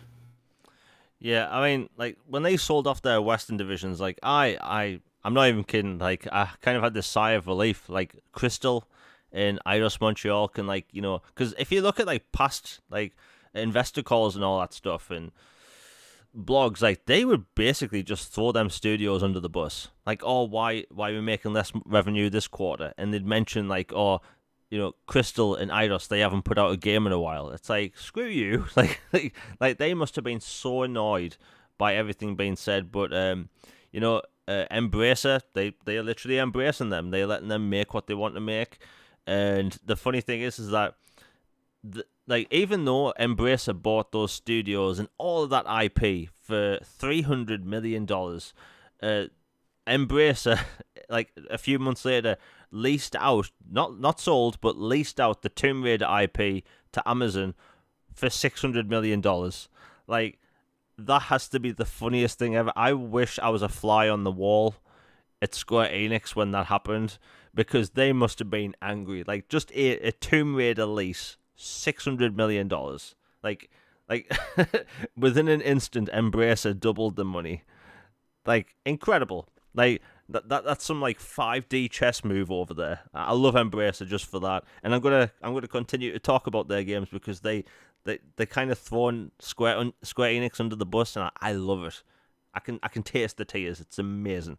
But yeah, NFTs, they're stupid. Don't buy them. They are scam. There's like no. Like, look at Ubisoft, right? I buy a lot of Ubisoft games, and when they came out and said, "Hey, you know what? Ghost Recon Breakpoint, we're going to have these NFTs. You can own this hat with a number 7 on it. It'll be yours to keep, and you can sell it if you want. And who knows? Maybe you'll be able to use that hat in other games." 2 months pass. Yeah, we're shutting down the online service for Ghost Recon Breakpoint, and the game won't be getting any more support. Like, there isn't a market for this stuff.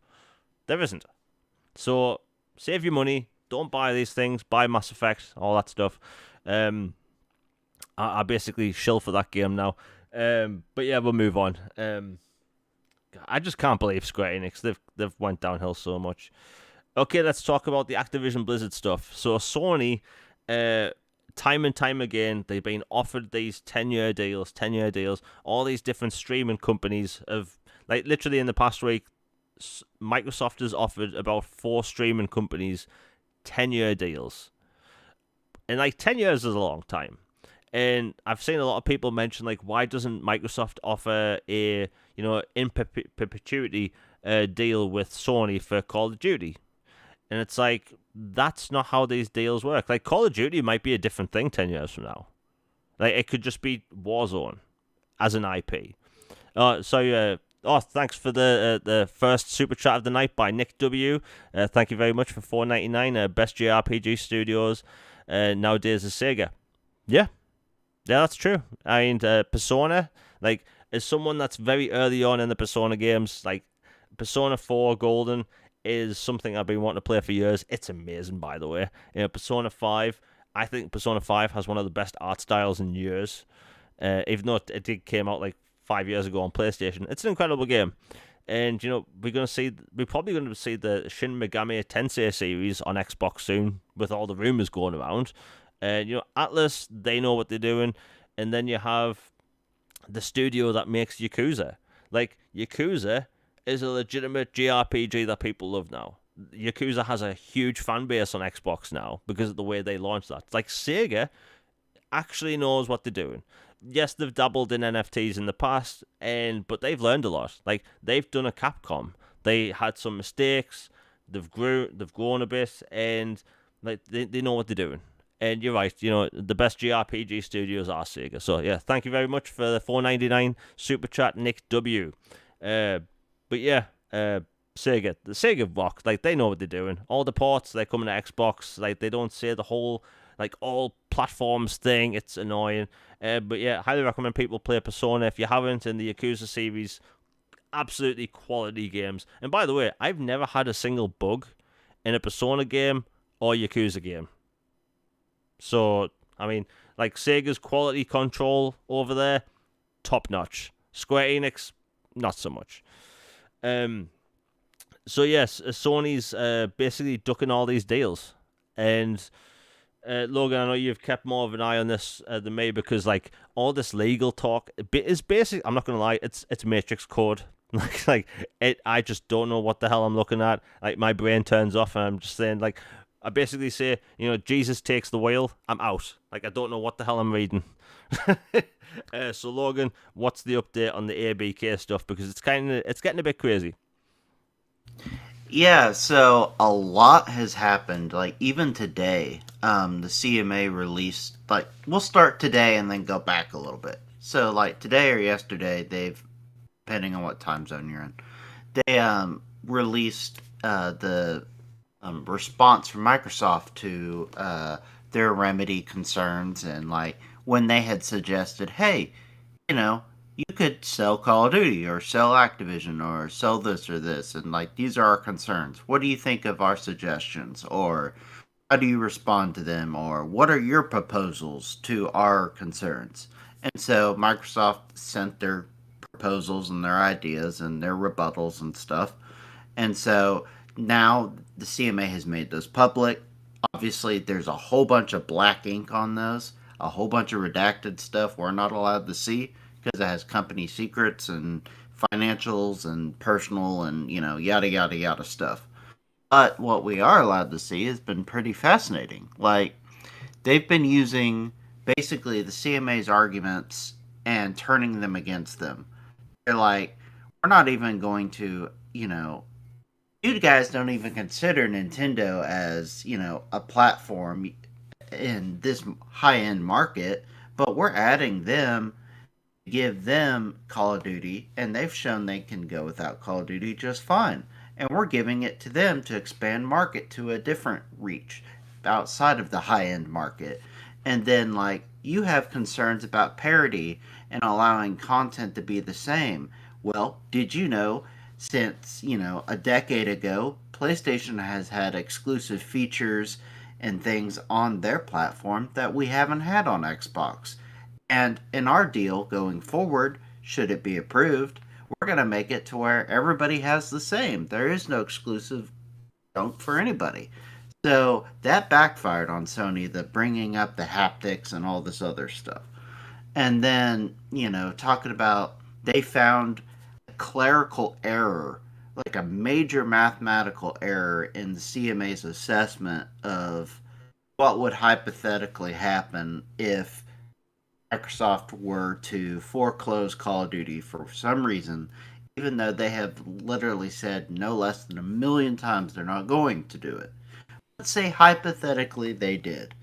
CMA put out a thing that had a 1 year of exclusive of Call of Duty, but they had it on a 5 year chart of influence of how it would affect everything, which doesn't make any sense. Like, you need to have equal terms for something. You can't say, see, this is, 5 years of impact on 1 year of this, or vice versa. It makes no sense. Like, you have to have equal years for equal impact to talk about something. So that's a major issue. And then, there's been the cloud deals with Boosteroid. Then there's this one that starts with the Ubiquitous or something like that. And Brad Smith has said more deals are coming.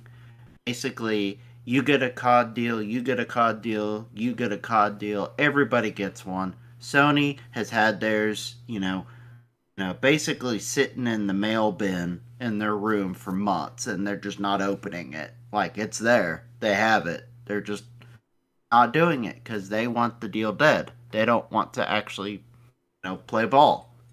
So, I mean, that's their strategy. So, I mean, they're sticking to it. But, and the narratives are just shifting away from Sony. Like, EU has basically removed Sony console concerns from their list of worries. They're strictly focused on cloud. So basically, they see through Sony's bull on this and see that it's clearly focused on preserving the status quo and them as the dominant number one. And it's crocodile tears. It's not actual, like, hey, if this happens, industry is irreparably screwed and gaming will be just torched and we can't survive and it will ruin everything for everyone if this deal happens. Like, this, the EU has seen it and been like, you know what a load of bull. And they basically have set that aside and are focused entirely on cloud.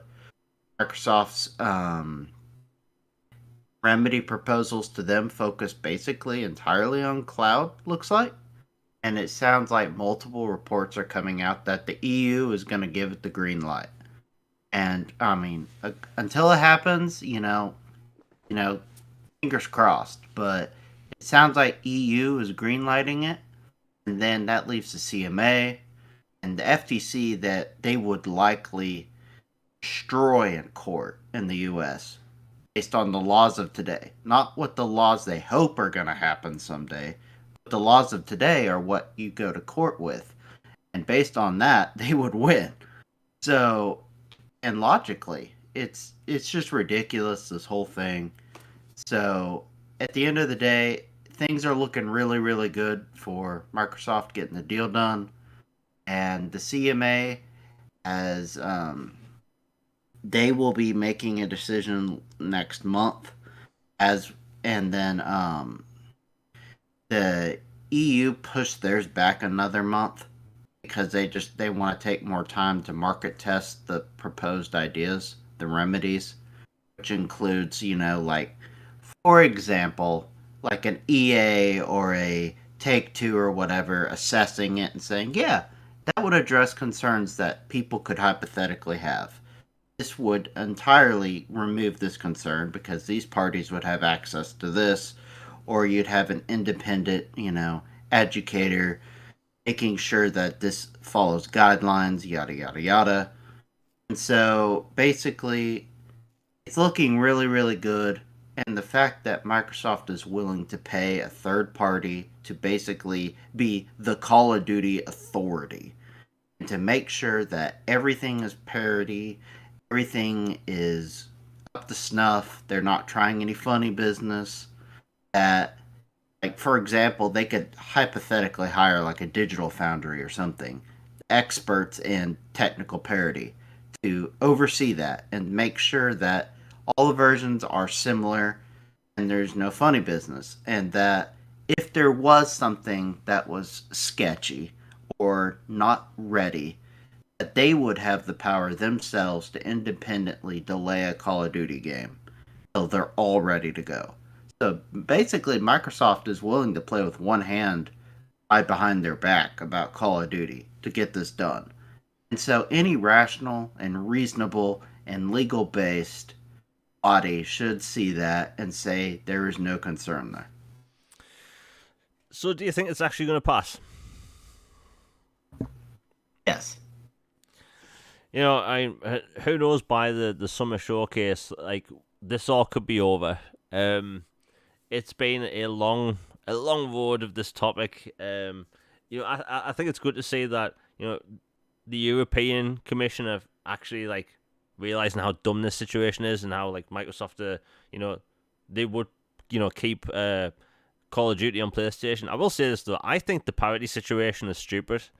Like, I don't understand like why can't developers, let's say obviously Activision, like why can't they get the most out of Call of Duty visually on like Microsoft's consoles and put like the extra rumble and like the touchpad controller stuff in the PlayStation controller. Like I'll never understand like wanting parity when it comes to like how the game performs and what they can use, because that just seems like a waste in my opinion. Like even though the Xbox Series X is more powerful, like it should be performing better, and Sony's controller should still have its rumble and its haptic feedback or whatever it is. Like I don't understand parity like that. Content wise, I understand it; it makes sense, and hopefully all this stuff will be sorted. The thing is, Sony, they keep saying that like they make their money from like Call of Duty and that goes into first party and all that stuff. But like Microsoft said time and time again, like we're not removing Call of Duty, and they did say today that in the next 10 years, Sony has enough time to basically make their own Call of Duty. That doesn't mean that they're gonna remove it. Like Sony has a lot of studios. Like really think about it. People talk about how Microsoft is slow putting out games, right? And how they've had so many delays. But if you talk about Sony, I can't think about any games that are coming out past Spider-Man, Wolverine, which is rumored to be 2025, and then there's the Last of Us multiplayer thing. Like, outside of those three projects, we don't really know anything. But on Xbox's side, we know about a ton of games in development. Like, Sony, they have the studios to make multiplayer games. They have Bungie. Bungie could easily make something for them. And, I think it's going to get to a point in the future where Sony, they have to do more than just their typical, bread and butter, third-person, over-the-shoulder action-adventure game. Maybe do something else. And, maybe one of those things could be bring back SOCOM. I think SOCOM would be huge now, because there isn't really a game like that. But yeah, it looks like the deal, it's possibly going to go through, hopefully sooner rather than later. It's a bit long in the tooth, to be honest. Anyway, let's move on. Okay, so quick before we go into the Starfield stuff. So Microsoft has changed their policies today about indie games. And basically for the longest time, Microsoft has had this certain minimum print requirement when it comes to physical games. That's why online all the time you see these games get announced for PlayStation and Switch with physical copies, but we don't see them on Xbox. Well, it turns out Microsoft has changed the policies. They've changed the minimum requirement because, like, on PlayStation and Switch, apparently, like, the physical requirement to print physical copies is super low, but on Xbox it's relatively high. Like, I saw somewhere it's like in the tens of thousands, pretty high, and apparently that may not be the case anymore, which is very good because, Logan, I know you've talked about this a lot, where like all these indie games and like smaller titles just do not get physical releases on Xbox. Yeah, it's been a real bummer because like there's been some horror games, for instance, like Tormented Souls, for example. Like there's a PS5 version, but there's not a Xbox physical version, or I don't know, like there was a Japanese horror game I bought the other day that only had PlayStation or Switch physical, but not Xbox. It's just like there's a bunch of games that for some reason just weren't allowed to make it to physical because they didn't meet a certain threshold of copies. And the fact that they're going to be lowering that standard to make it to where more titles can be physical is a great thing, especially in light of that topic we had earlier where games are getting delisted. Like, being able to physically own something is becoming even more pertinent than ever instead of less than ever, even as we go more digital. So, I'm all for people having choice in more physical games, especially when they come with soundtracks or artwork or cool physical memorabilia is an awesome win. Yeah, I mean, like every so often that there's like a cool indie, like I put it like this, like a bunch of games recently that got announced for physical editions, all launched on Xbox and in Game Pass. So Tunic, that launched, and there's no Xbox physical copy, but with all these different changes, hopefully we can see physical copies of things. So yeah, it's a policy that needed to be changed, to be honest. And when it comes to like JRPGs, like that Sea of Stars coming this August, I'm saying this right now. I would buy a physical copy of that. Oh, I just read it is actually getting a physical copy on Xbox. So good to see that as well. Really, it is a policy that needed changing. And we'll talk about Starfield now because this is something that's we need to talk about. So, Microsoft announced in 2021 that Starfield would be exclusive to Xbox. Obviously, that means console, PC, and xCloud. We've all known this. Everyone's known this for the longest time. And ever since Microsoft said that legacy titles would be sold on alternate platforms, they'd still be there. People have tried to decipher what does legacy title mean, even though we all know what it means. People try to change the meaning of legacy title, and now people are trying to find tweets, old articles that basically say this game was originally announced for PlayStation, and it turns out there isn't an article that specifically says Starfield announced for PlayStation. It was announced as a multi-platform title.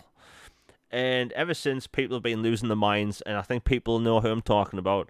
You've probably seen it, Logan, that there's this person on Twitter who shall not be named because it turns out they're pretty dodgy, let's be honest. It turns out that this person's constantly going on about how like Starfield should be multi-platform, it's going to be multi-platform, and it's like, no. Like, is Spider-Man going to be multi-platform because it would sell more on, multiple platforms? No. Is Zelda or Pokemon going to be on Xbox or PlayStation?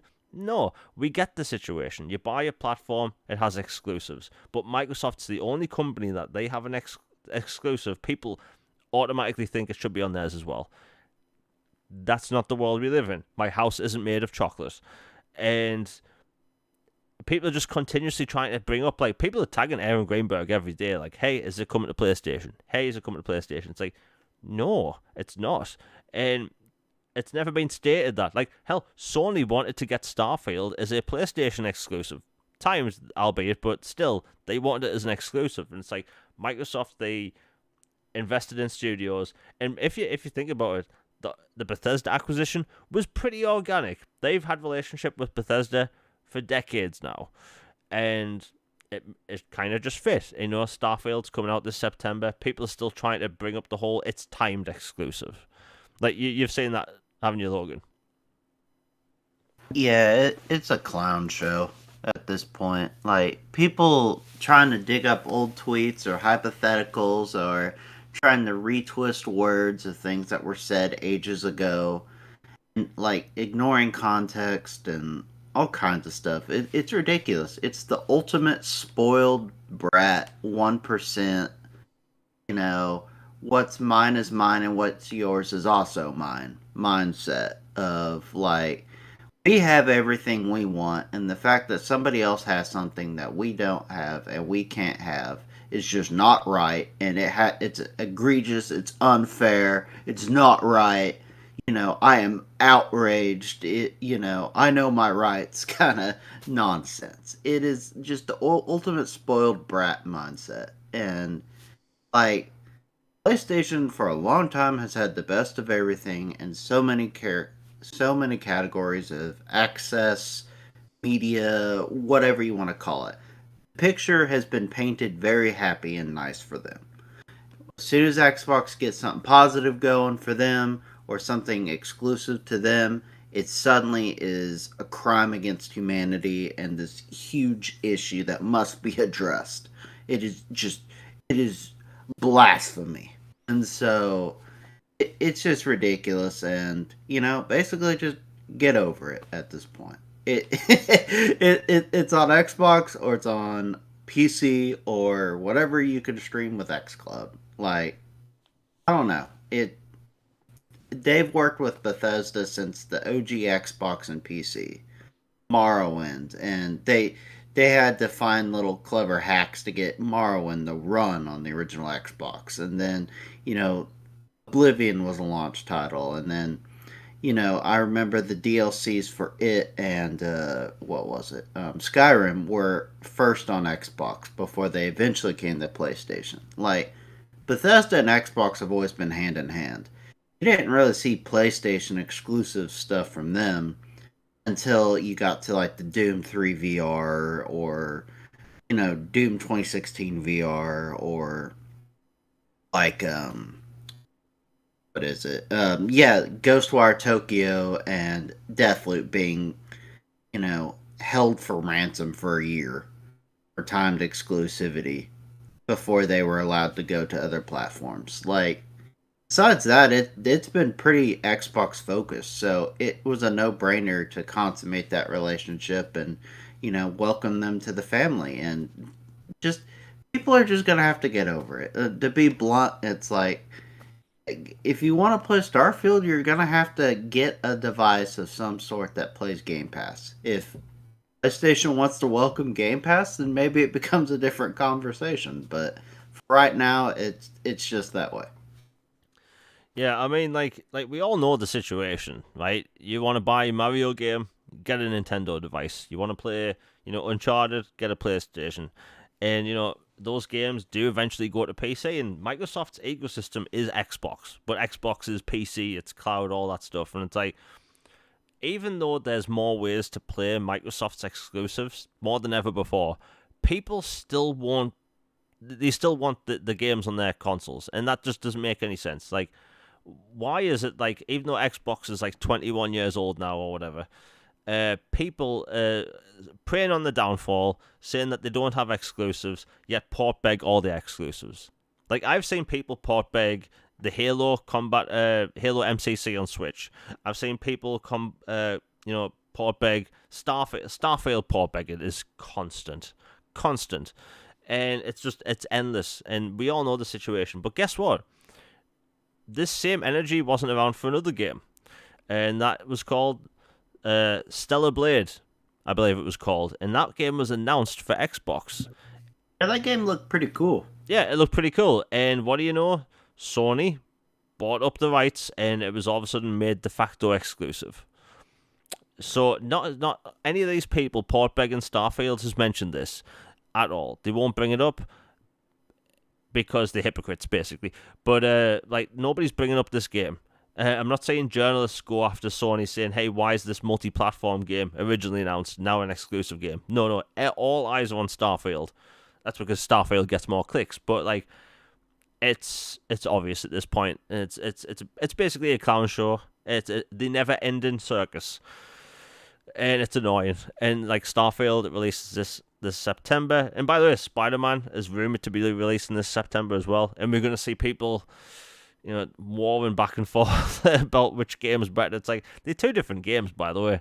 One is an open world superhero game set in the same city you've played in, with new cutscenes. One is an open world space exploration RPG made by Bethesda. Two completely different experiences. I don't think there's like, either one's got to. By the way, that's why I never understand people saying like things like, you know, X game has to move because this exclusive's like launching. It's like, no, these are multi-platform games. You know, Sony's game is going to sell great on PlayStation. Xbox's game is going to sell great on Xbox. And like, here's the thing: Starfield that launches in Game Pass, right? I still think it's going to sell well because it's a Bethesda RPG. It's obviously going to be on PC as well. But like, the level of entitlement I see from not PlayStation fans. There's a big difference between PlayStation fans and the fanboys. Like the level of it. There's a big difference. Yeah, there's a huge difference. And it's like I remember, and I have a great memory other than people's names, right? When The Witcher 2 was announced to be backwards compatible on Xbox One, it was given away for free. Just randomly one day, given away for free. And I remember seeing a bunch of, and people could probably still find that tweet.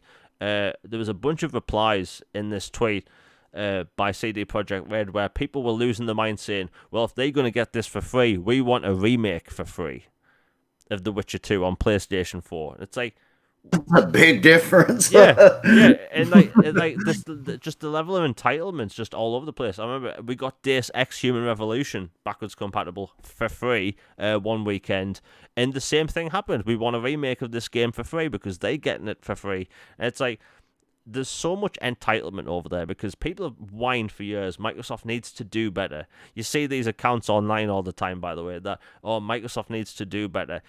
Yet the second they do better, they port beg their games. They want all their games. Like, when will it end? Like, again, Microsoft's been around for 20 years now, 20 plus years. Microsoft's been in the console business for longer than Sega, right? That's kind of hard to believe, but it's true. And people still want the downfall. People still ask, where's these games at? Yeah, they'll whine all the time about Xbox Game Pass, even though I know for a fact some of them are actually subscribed to Game Pass, but they whine on their podcasts about it. But like it's like an endless circle of BS, right? You know, it's tiring. You know, we know the state of Starfield. It's going to be on Xbox, and here's the thing: you can play it on your mobile phone. You can play it on your PC. Everyone, remember, has a gaming rig. That's what I've been told over the past 7 years.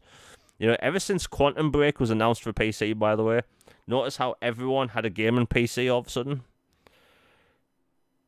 Bit of a coincidence, you know, and all those people don't have a gaming PC now. Like, play Starfield on your gaming rig. You could run it at 4K, you know, 120 FPS or whatever. Play it on that machine that you've talked about for years. It's like, in an ideal world, there would be no exclusives, right? You could buy an Xbox, play Pokemon.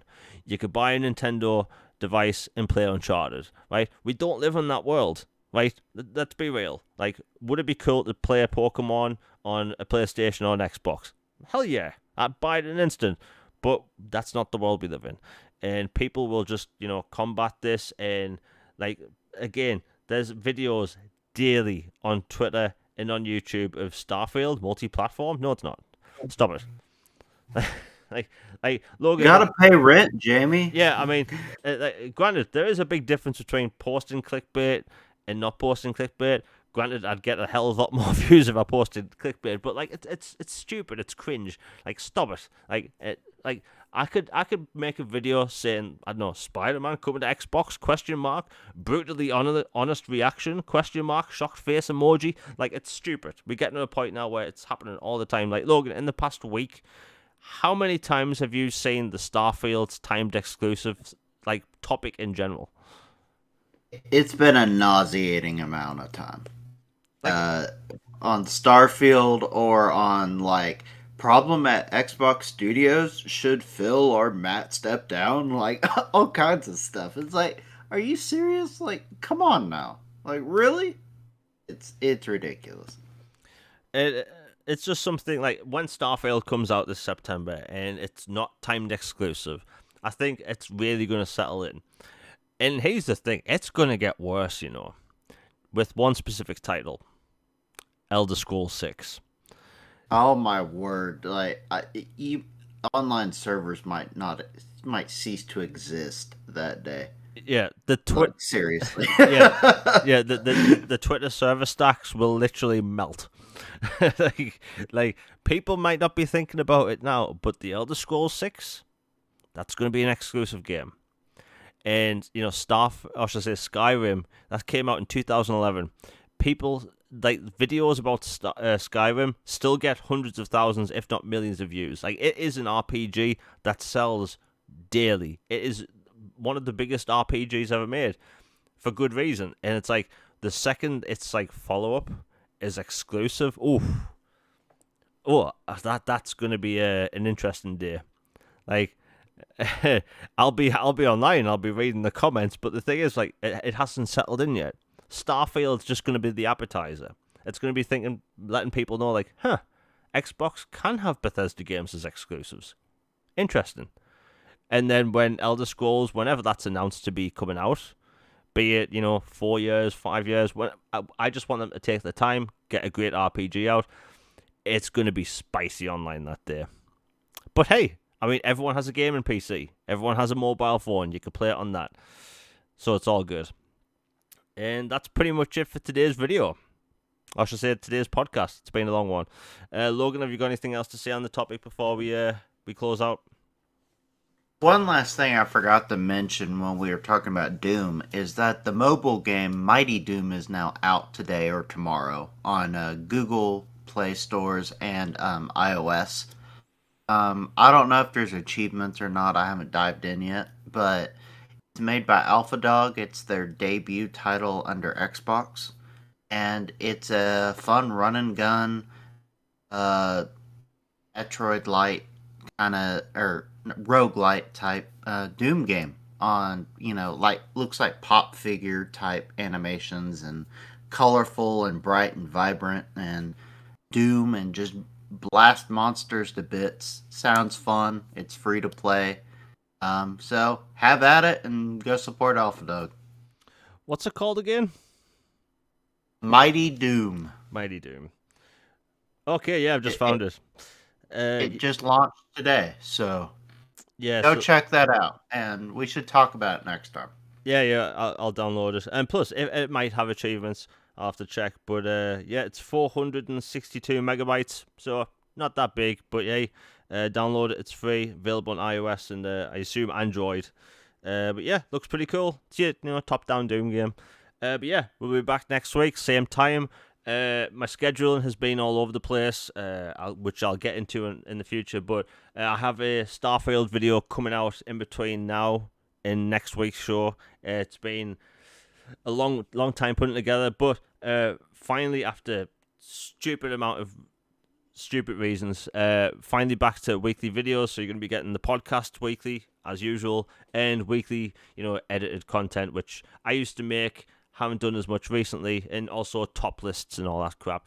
But yeah, back to regularly scheduled content as well as podcasts, and also I'll be doing some let's play stuff in the future. I'm going to get a capture card soon.